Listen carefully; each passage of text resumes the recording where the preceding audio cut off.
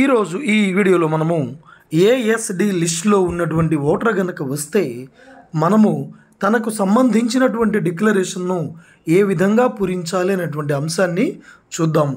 ఇక్కడ మీరు చూస్తున్నారు ఫర్ ఏఎస్డి ఓటర్స్ అని ఉంది. ఇక్కడ ఏముందంటే list of ASD voters should be prepared polling station wise and it should be ensured that each presiding officer should be provided with a separate list of absentee, shifted and dead electors having following format. అంటే ప్రతి polling స్టేషన్లో కూడా ASD list అనేది ఒకటి prepare చేయబడి ప్రత్యేకంగా ఇవ్వబడుతుంది. అయితే ఇది మనకిచ్చేటువంటి మార్కుడ్ కాపీకి అదనపు లిస్ట్ మాత్రము కాదు, ఇది మార్కుడ్ కాపీలో ఒక భాగమే. మనము గత వీడియోల్లో కూడా ఈ విషయాన్ని నొక్కి ఒక్కాణించడం జరిగింది. ఇప్పుడు ఈ ఏఎస్డి లిస్టు ఫార్మాట్ ఏ విధంగా ఉంటుంది, దీనికి సంబంధించి ఓటర్ కనుక పోలింగ్ కేంద్రానికి వస్తే అతని డిక్లరేషన్ మనం ఏ విధంగా పూరించాలి, అందులో రివిజన్ డేట్ ఉంటుంది, అక్కడ ఏమి వేయాలో కూలంకషంగా ఈ వీడియోలో చూద్దాం. ఇప్పుడు మీరు చూస్తున్నారు మనకిచ్చేటువంటి ఏఎస్డి లిస్ట్ ఫార్మాటు ఈ విధంగా ఉంటుంది. దాన్ని ఎనెక్సర్ 13A అంటారు. ఫార్మాట్ ఆఫ్ ఏఎస్డి లిస్ట్ ఈ విధంగా ఉంటుంది. Assembly constituency number and part, ఇక్కడ అసెంబ్లీ కాన్స్టిట్యున్సీ పేరు ఉంటుంది, పార్ట్ పేరు ఉంటుంది. అలానే polling station part and name, polling station number, part number, polling కేంద్రం పేరు ఇక్కడ ఉంటుంది. ఇప్పుడు ఇందులో ఉండేటువంటి కాలమ్స్ చూస్తే సీరియల్ నంబర్ ఒకటో కాలంలో, రెండో కాలంలో elector serial number in electoral roll అంటే మార్క్డ్ కాపీలో ఓటర్ యొక్క సీరియల్ నంబర్ ఇది. మూడవ చూడండి ఎలక్టార్స్ నేమ్ అంటే ఓటర్ యొక్క పేరు ఉంది. నాలుగో కాలంలో father or husband or mother's name ఉంది. ఐదవ కాలంలో అతని యొక్క ఓటర్ యొక్క ఏజ్ ఉంది. ఇకపోతే ఆరవ కాలంలో absentee, shifted or dead means ASD as applicable right the same. ఇక్కడ అబ్సెంటీ అనుకోండి ఇక్కడ ఏ అని ఉంటుంది, లేదనుకోండి డెడ్ అనుకోండి ఇక్కడ డి అని ఉంటుంది. ఆ విధంగా ఉంటుందన్నమాట. ఇది ఈ లిస్టు దాదాపుగా ప్రతి పోలింగ్ కేంద్రానికి ప్రత్యేకంగా ఇవ్వబడుతుంది. మరొకసారి చెప్తూ ఉన్నాను, ఇది ఎలక్టోరల్ రోల్ మార్క్డ్ కాపీలో ఒక పార్టే. దీనిలో ఉండేటువంటి ఓటర్ల సంఖ్య మన ఓటర్ లిస్టులో ఉండేటువంటి మార్క్డ్ కాపీలో సంఖ్యకు అదనము కాదు. It is the part of marked copy. So ఇప్పుడు ఇది మనకి ఎవరిస్తారు ఈ లిస్టు చూడండి. రైట్ సైడ్ దిగువ భాగాన signature of the returning officer with stamp ఉంది.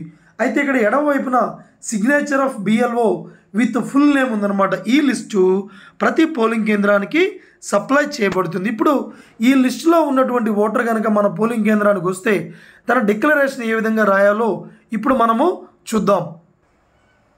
ఇప్పుడు మీరు చూస్తున్నారు ఇది ఏఎస్డి లిస్టుకి సంబంధించినటువంటి ఓటర్కి సంబంధించినటువంటి డిక్లరేషన్. దీన్ని ఎనెక్సర్ 14 అన్నారు. ఒకవేళ ఓటర్ కనుక ఏఎస్డి లిస్టులో ఉన్న ఓటర్ కనుక వస్తే చూడండి, from form of declaration by elector whose name is in absentee, shifted or dead list. ASD లిస్టులో ఉన్న ఓటర్ వస్తే చూడండి, I hereby solemnly declare and affirm that I am the same person whose name appears at serial number. ఇక్కడ ASD లిస్ట్లో first కాలంలో serial number ఉంది, ఇక్కడ serial number రాస్తాం. ఆఫ్ పార్ట్ నెంబర్ అంటే అందులో పార్ట్ నెంబర్ ఉంటుంది, పార్ట్ నెంబర్ ఇక్కడ రాస్తాం. అయితే పార్ట్ నెంబరు ఎలా రాయాలనేది కొద్ది నిమిషాల తర్వాత నేను చెప్తాను. Of the existing electoral roll అంటే ఎలక్టోరల్ రోల్ మార్క్డ్ కాపీలో ఉన్నటువంటి సీరియల్ నెంబరు, ఆ పార్ట్ నెంబరు ఇక్కడ మనం రాస్తాము. ఆ డాష్ కన్స్టెన్సీ పేరు రాస్తాము. Which was prepared or revised, చూడండి ఇక్కడ which was prepared or revised with respect of first date of dash, ఇక్కడ first date of dash 2024 as qualifying date. ఈ క్వాలిఫైయింగ్ డేట్ ఎట్లా చూడాలో ఇప్పుడు చెప్తాను చూడండి. And I'm aware that impersonation అంటే దొంగ ఓట్లు వేయడం, ఇంపర్సోనేషన్ అంటే at elections is an electoral offence under the section 171D of the list of the Indian penal code. ఇక్కడ ఏం చేస్తామంటే రైట్ సైడ్లో తన యొక్క signature or thumb impression of the elector ఇక్కడ తీసుకుంటాం మనము. ఓకే, ఇక్కడ నేమ్ అతని యొక్క పూర్తి పేరు ఇక్కడ రాస్తాము. కింద చూడండి ఏముందంటే certified that above declaration was made and subscribed by the ఎలక్టర్ above named before me. అంటే ఇప్పుడు మన ముందు అతను సంతకం పెట్టాడని ఇక్కడ మనం ప్రిసైడింగ్ అధికారి సంతకం పెడతారు. అలానే ఇక్కడ number and name of the polling station ఇక్కడ మనము రాస్తాము. ఓకే, ఆ విధంగా ఇక్కడ డేట్ కూడా వేస్తాము. మనము 13వ తారీఖు కాబట్టి 13/5/2024 అని రాస్తాము. ఇప్పుడు మనము ఇక్కడ ఉండేటువంటి ఈ ఫామ్లో మనకేముందంటే ఇంపార్టెంట్ క్వాలిఫైయింగ్ డేట్ ఉంది. ఈ క్వాలిఫైయింగ్ డేటు అలానే ఇప్పుడు పార్ట్ నెంబర్ ఉంది. ఈ పార్ట్ నెంబర్ ఎలా రాసుకోవాలి, అలానే ఈ క్వాలిఫైయింగ్ డేట్ ఎలా రాయాలో ఇప్పుడు మనము చూద్దాము. ఇప్పుడు మనకిచ్చేటువంటి మార్కెట్ కాపీ ఈ విధంగా ఉంటుంది. చూడండి, ఎలక్టోరల్ రోల్ 2022 S01 ఆంధ్రప్రదేశ్ అని ఉంటుంది. ఇక్కడ రైట్ సైడ్ పార్ట్ నెంబర్ ఉంటుంది. చూడండి, రైట్ సైడ్ పార్ట్ నెంబర్ ఉంది. ఈ పార్ట్ నెంబర్ అక్కడ రాసుకుంటాం. ఇప్పుడు చూడండి, ఇక్కడ డీటెయిల్స్ ఆఫ్ రివిజన్ అని ఉంది. చూడండి, ఇక్కడ ఫస్ట్ కాలంలో డీటెయిల్స్ ఆఫ్ రివిజన్ అని ఉంది. ఇక్కడ ఇయర్ ఆఫ్ రివిజన్ 2022. అలానే క్వాలిఫైయింగ్ డేట్ ఇక్కడ ఉంది. చూడండి, 1/1/2022 ఇదనమాట క్వాలిఫైయింగ్ డేట్. ఈ క్వాలిఫైయింగ్ డేట్ తీసుకొని మనము డిక్లరేషన్లో మనము రాసుకోవాలి. డిక్లరేషన్లో క్వాలిఫైయింగ్ డేట్ రాస్తాము. అలానే పార్ట్ నెంబర్ ఏమో ఇక్కడ రైట్ సైడ్ ఉంటుంది, పార్ట్ నెంబరు అది మనము రాసుకుంటాము. సో ఇప్పుడు చూడండి, మళ్ళీ ఎనెక్సర్ 14 వచ్చాము. ఎనెక్సర్ 14 మనము చూడండి ఎలా పూరిస్తున్నాం అనేది. ఇక్కడ ఏముంది, పార్ట్ నెంబర్ ఉంది. ఇక్కడ ఈ పార్ట్ నెంబర్ ఇందా చూస్తాం, ఎలక్టోరల్ రోల్లో రైట్ సైడ్ పార్ట్ నెంబర్ ఉంది, అది రాస్తాము.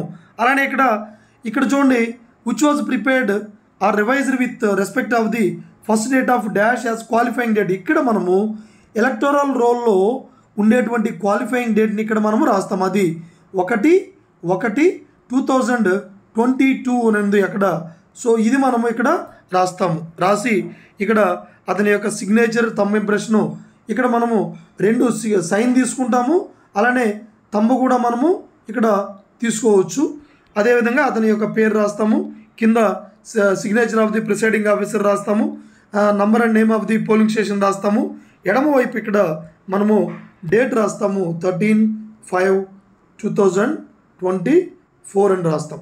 ఈ విధంగా మనము డిక్లరేషన్ని పూరించుకోవాలి.